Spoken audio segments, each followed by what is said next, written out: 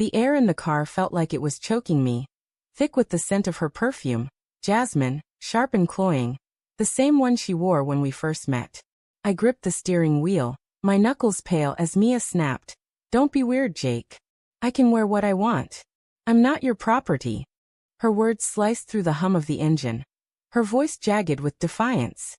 She sat beside me, arms crossed, her short black dress riding up her thigh, a silent rebellion against my request to dress modestly for dinner with my parents.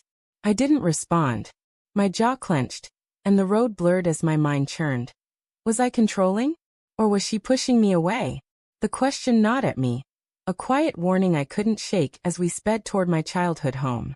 The house loomed ahead, its white clapboard facade glowing under the porch light, a beacon of stability that felt like a lie tonight. Inside, the dining room was warm, heavy with the aroma of roasted chicken and rosemary. My parents, ever the gracious hosts, smiled tightly as Mia's heels clicked against the hardwood. Her dress clung to her like a second skin, and I caught my mother's eyes flicker, her lips pursing for a fraction of a second. Dad cleared his throat, offering her wine, but the conversation stumbled. Mia laughed too loudly at a joke no one else found funny, her hand brushing my arm in a way that felt performative, not intimate. I tried to focus on the clink of silverware, the soft scrape of plates, but my stomach twisted. Something was wrong. I could feel it in the way her eyes darted away from mine, in the way she fidgeted with her necklace, a silver locket I hadn't seen before. As the evening wore on, Mia's phone buzzed incessantly on the table, each vibration a pinprick against my nerves. "Work," she muttered, silencing it without looking. My mother raised an eyebrow but said nothing. I wanted to believe her, to smother the doubt creeping up my spine, but the phone buzzed again, and this time, she snatched it up, her fingers trembling as she typed a quick reply.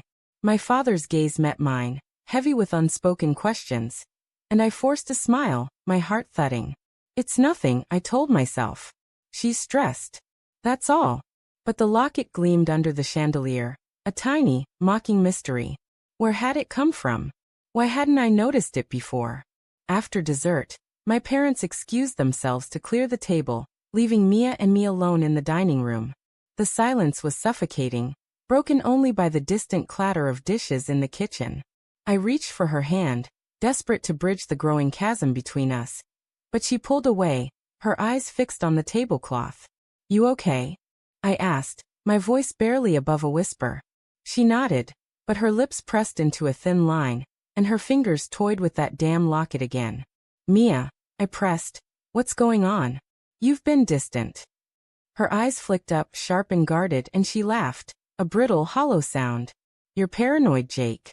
It's just dinner. Relax." But her words felt like a deflection, a flimsy shield hiding something darker.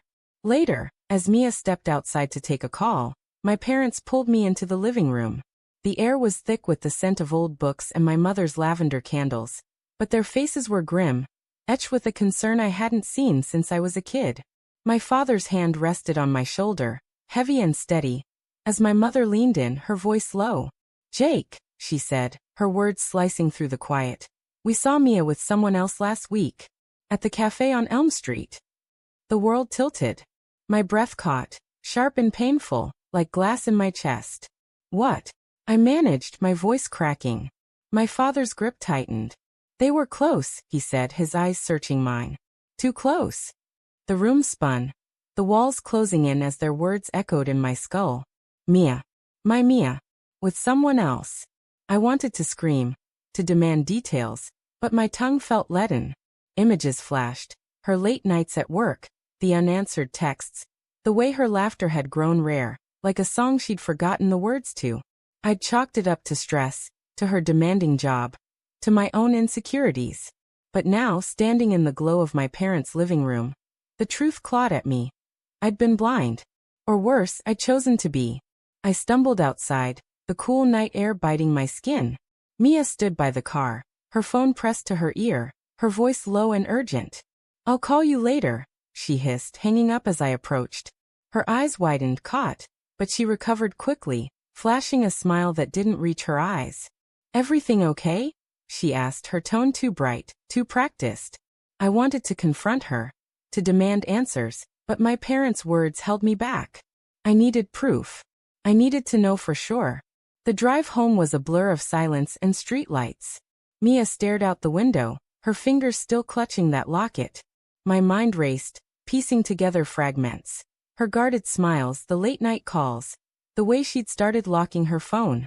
At home, she disappeared into the bathroom, claiming a headache, and I sat on the couch, staring at her purse.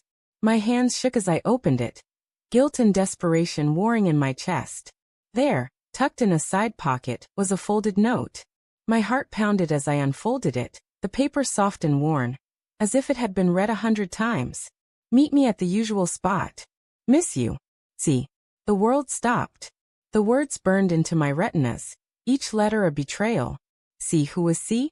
My mind conjured a faceless stranger, someone who'd stolen pieces of her I thought were mine. I wanted to scream, to tear the note apart, but instead, I sat frozen, the weight of it crushing me. When Mia emerged, her face pale, I held up the note. Her eyes widened, then narrowed, and for a moment, I saw something raw, guilt, fear, defiance. Jake, it's not what you think, she started, but her voice wavered, and I cut her off. Then what is it? I demanded, my voice shaking with rage and heartbreak. Who's C? Why are you hiding this? She opened her mouth, then closed it, tears welling in her eyes. The silence was deafening, a confession in itself. I didn't mean for this to happen, she whispered finally, her voice breaking. It was a mistake. A moment. I swear I love you. But her words felt hollow, a lifeline thrown too late. I thought of my parents' warning, of the locket, of every moment I'd ignored the signs. Love. The word tasted like ash. I stood, my legs unsteady, and walked to the window. The city lights blurred through my tears, a kaleidoscope of pain. Get out. I said, my voice low, final. She sobbed, pleading, but I couldn't look at her. The girl I'd loved, the one I'd built a future with in my mind, was a stranger now. As the door clicked shut behind her, I sank to the floor, the note still clutched in my hand. My parents' words echoed, a cruel truth. They were too close. And in that moment, I realized the real betrayal wasn't just her infidelity. It was my own refusal to see her for who she'd become.